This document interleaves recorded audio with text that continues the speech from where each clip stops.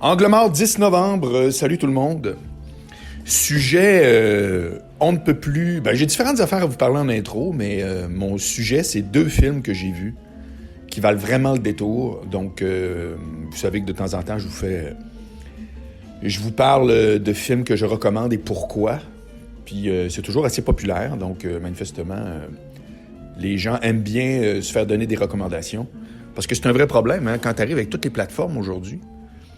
T'arrives avec Netflix, pis ci, pis ça. Je sais pas vous autres, mais moi, j'en passe du temps, là. T'sais, c'est comme, modèle, quelqu'un va inventer de quoi? Idéalement, moi. Il va inventer quelque chose pour, filtrer. Mais c'est parce que, c'est comme... La notion de choix, là, c'est quelque chose de bien spécial. Puis moi, dans l'important, c'est ce que les autres pensent. Donc, mon 3e livre, j'ai décortiqué ça au maximum, parce que c'est vraiment intéressant. Êtes-vous au courant qu'il y a un nombre de choix qui nous apparaît comme l'idéal? C'est entre 9 et 12. Quand tu as entre 9 et 12 choix, ce qui se passe, puis je pense que c'est entre 6... Il faudrait que je retourne voir, en tout cas. Mais c'est pas le plus de choix le mieux c'est. Parce que quand tu n'as pas assez de choix, c'est un test qui appelle le test du magasin de marmelade. C'est que, comment il avait fait ça? C'est qu'il y avait du monde avait été invité, ceux qui étaient comme un peu partis de cette étude-là, à aller dans un magasin de marmelade avec plein, puis il disait, choisissez-en 1 ou 2 ou 3, ou peu importe, Puis là, il changeait le nombre de choix selon les personnes. Ça fait que là, il y en a qui avaient, mettons, 50 choix, il y en a qui en avaient 3, puis c'était comme ça qu'ils ont conduit l'étude, c'est super intéressant.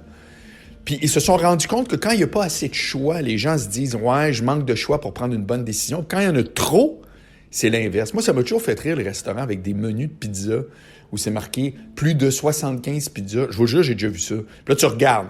Numéro 1, sauce tomate. Numéro 2, sauce tomate pepperoni. Numéro 3, sauce tomate pepperoni, oignon vert. Là, tu fais, ben oui, OK, je comprends que tu as 75 choix, mais c'est pas quand tu vas à Pizzeria 900, mettons, où tu as des vraies recettes qui ont été pensées, une ne ressemble pas à l'autre. Là. D'autres, à chaque fois qu'ils rajoutent un truc, ils disent, ça, c'est un autre de nos modèles. Ça fait que bref, l'hyper-choix, c'est vraiment un problème dans la vraie vie. Ça amène du stress pour bien du monde sans qu'on s'en rende compte. Puis il existe ça avec toutes les plateformes. Ça fait que c'est pour ça que je pense que quand tu identifies quelqu'un, ou évidemment un site, moi, je vous l'ai déjà dit, toutes mes cotes de films, celles que je vais vous parler aujourd'hui, sont toutes dans IMDb. Donc, marcboilard.com, dans la dernière section de la page d'accueil qui est marqué « Me suivre », c'est marqué, vous voyez, un logo jaune IMDb. Ça, c'est toute la liste de ce que je fais. Vous pouvez suivre ce que... J'en écoute des films, là, je suppose que vous autres aussi. Là, j'en écoute comme une... Déjà, c'est une maladie. Ça fait que, alors, donc, ça, c'est une chose. Après ça, hier, j'ai changé mes forfaits Patreon. Je pense que je vous en avais parlé.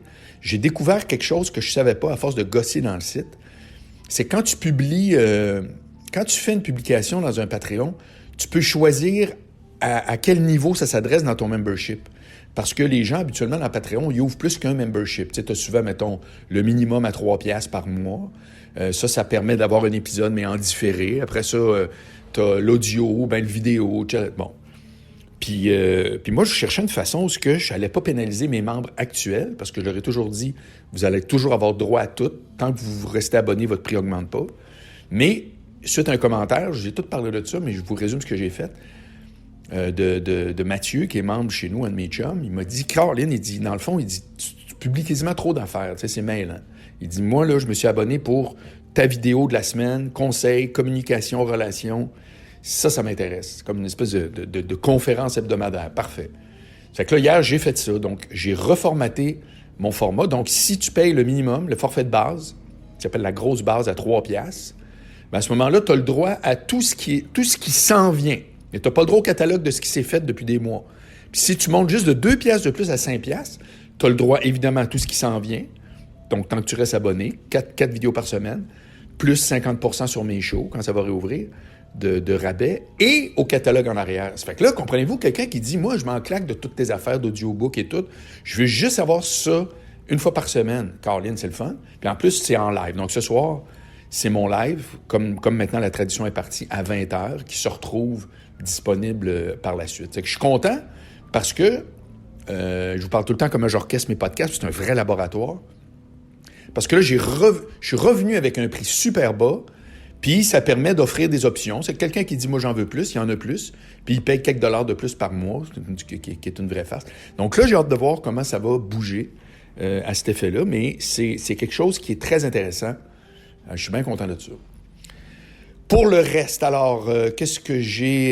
évidemment, il fait très beau. Je ne sais pas si vous êtes sortis, mais moi, je suis allé en vélo hier, j'y retourne dans le soir. Quand je raccroche mon micro à 3h30 avec l'équipe à Bouchard au FM 93, je suis déjà habillé en vélo, mais je me sauve. Je pars tout de suite, je reviens. La seule affaire, c'est qu'il fait à 4h30, il fait noir. Ben, il fait pas de noir, là, mais le soleil n'est plus à l'horizon. Ça fait que, quand j'arrive, il fait vraiment noir. C'est vraiment poche. Cette affaire-là de changement d'air, là, c'est quoi le rapport, t'sais? En tout cas, bref. Ça fait que là, les deux films, écoutez bien ça. Je vais commencer à celui que j'ai vu hier. Ça s'appelle The Green Book. C'est tiré d'un livre. The Green Book, ça a l'air que c'était réellement un livre qui existait, qui répertoriait les endroits où tu pouvais coucher quand tu étais un noir, quand il appelait ça « person of color », dans les années de ségrégation, mais vers la fin, là, tu sais. C'est qu'on comprend qu'on est à peu près dans les années 50-60, grosso modo. Puis le gars... c'est comme le film Intouchable, mais inversé. Tu sais, dans Intouchable, t'as le millionnaire en chaise roulante, puis qui, finalement, son aide, c'est Omar Sy, un black, qui arrive un petit peu là, de la magouille, etc. Puis là, ces deux-là s'entendent à merveille, puis là, au début, il est noir, puis c'est l'entourage, oh mon Dieu. Mais là, c'est l'inverse. C'est-à-dire que c'est joué par Viggo Mortensen. Puis lui, c'est un gars un peu raciste, un peu vulgaire, vient du Bronx. Puis il perd sa job au début. Il travaille dans un club, un peu comme Dorman. Puis là, il va à une job pour être chauffeur.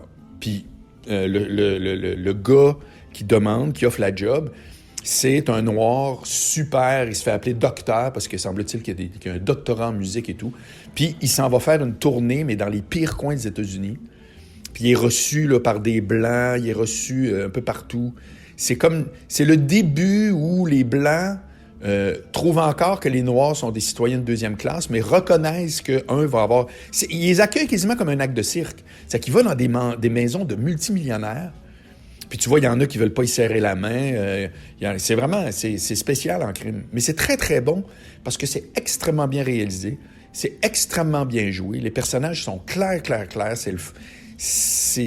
Il arrive plein d'affaires. On m'avait dit juste du bon de ce film-là, mais c'est à la hauteur de ce que je pensais. C'est vraiment, vraiment bon. Puis là, ben, tu commences à comprendre pourquoi il est rigide de même. Le docteur en question, tu sais, il est très aristocrate. Puis l'autre, ben, c'est ça, il se lie un peu plus d'amitié qu'on aurait cru. Puis je vous dévoile pas tout, là, tu sais, mais c'est bien intéressant. C'est vraiment, vraiment très bon. Alors, The Green Book, je vous le recommande. Par contre, c'est pas gratos. C'est sur iMovie. Moi, je download pas de films, je pirate rien. Parce que je suis trop large, je pense. C'est pas une question de... C'est iMovie, ça coûte 5$, 6$. C'est quoi mes dépenses dans la vie, là, tu sais? Ça fait que je clique là-dessus, ça part. Qualité est là, il n'y a pas de bug, il n'y a rien, c'est propre. Ça fait que ça, c'est dans iMovie, donc c'est dans Apple. Par contre, l'autre, non, l'autre aussi est dans iMovie. C'est que je vous parle pas d'affaire Netflix, là. C'est iMovie. C'est qu'en même temps, si vous autres, vous voulez aller chercher sur je sais pas quelle plateforme, libre à vous. Mais ça fait longtemps, je vous parle souvent de films d'horreur. Avouez que, puis je vous dis que selon moi, films d'horreur et comédie, c'est les deux films les plus difficiles à réaliser.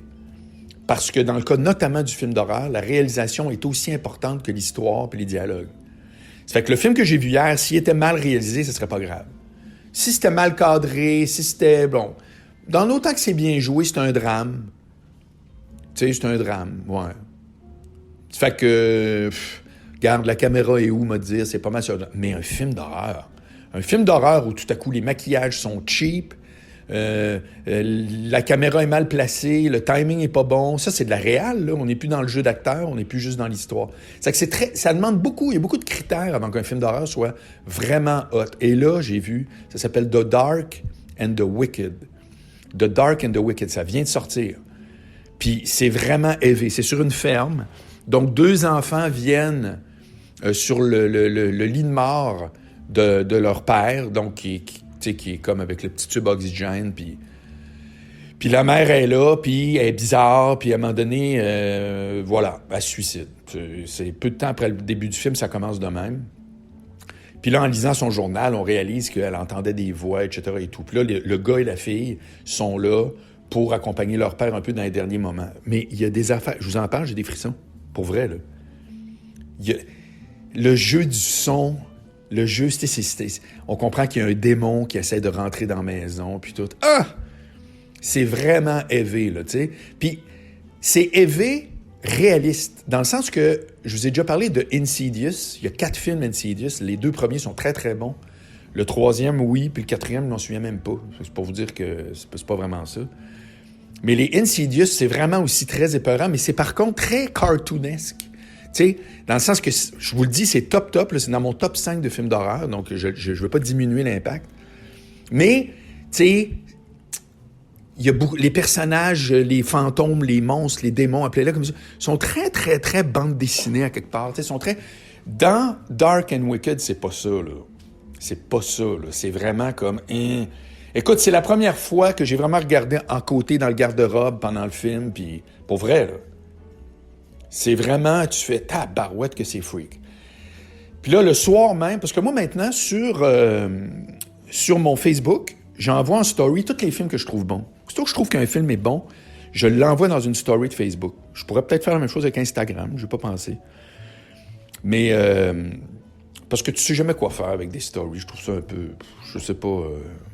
c'est intéressant, là, le système, l'idée est super bonne, mais je sais pas quoi faire avec ça. C'est pour ça que j'ai engagé Socialite, là, Geneviève Baudry à Québec, là, qu'on est en train de finaliser un calendrier éditorial. J'ai arrêté complètement la promo de mes affaires, d'ailleurs, depuis à peu près 2-3 semaines, parce que j'y allais toujours à l'instinct.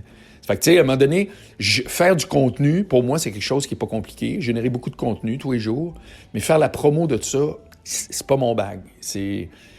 Pourtant, j'étais un gars de pub, tu sais, mais... Ça fait qu'en tout cas, bref, parenthèse. Ça pour vous dire que dans le cas de Insidious versus Dark and Wicked, la différence, là, pour faire une histoire courte, c'est que il y en a un qui est aussi épeurant que l'autre, mais beaucoup moins réaliste. Mais Dark and Wicked, tabarouette, c'est vraiment furieux. C'est que ça, je vous les recommande. Alors là, si vous me dites, hey, en passant, quand tu fais des recommandations de films, ça aussi, c'est un commentaire que vous pourriez me faire.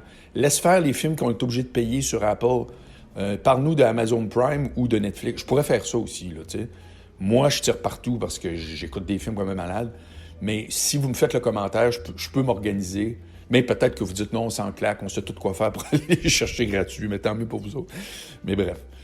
Ça fait que ça, j'en ai écouté beaucoup, là. Allez voir ma liste sur IMDb, j'en ai vu beaucoup, je les ai toutes cotées. Vraiment, je suis systématique maintenant.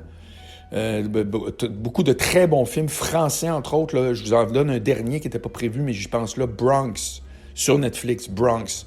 C'est un film français vraiment de policiers corrompus, bandits, tabarouettes, c'est tellement bon. Ils l'ont au bout, les Français, sur les trailers, puis les ripoux, on appelle, là, les policiers corrompus, ils appellent ça des ripoux, c'est du verlan, c'est-à-dire c'est pourri à l'envers. Puis Bronx, là, je vous le dis, là, garochez-vous là-dessus, je me suis régalé, c'est vraiment bon. Ça fait qu'écoutez, il fait beau, vélo tantôt, donnez-moi des commentaires. Je vous rappelle Patreon aujourd'hui, si vous n'êtes pas abonné, c'est le temps. 5 $, vous avez accès au live par mois. 3 $, vous ne serez pas live, vous ne pourrez pas poser de questions ce soir, mais tout de suite après l'épisode est en ligne. Puis ça m'encourage, dans le fond, ça me permet de voir que les choses avancent, etc. Donc, c'est toujours bien le fun. Et sinon, ben, comme d'habitude, rendez-vous avec Bouchard cet après-midi où je vais expliquer ce que je vous ai dit hier à Angle Mort. Donc, avec Bouchard aujourd'hui, j'explique la théorie là, que la vitesse du changement a dépassé la capacité d'adaptation. C'est que si ça vous tente de réécouter ça ou de voir l'interaction avec l'équipe, c'est toujours différent d'Angle Mort. Merci tout le monde. À la prochaine. À demain.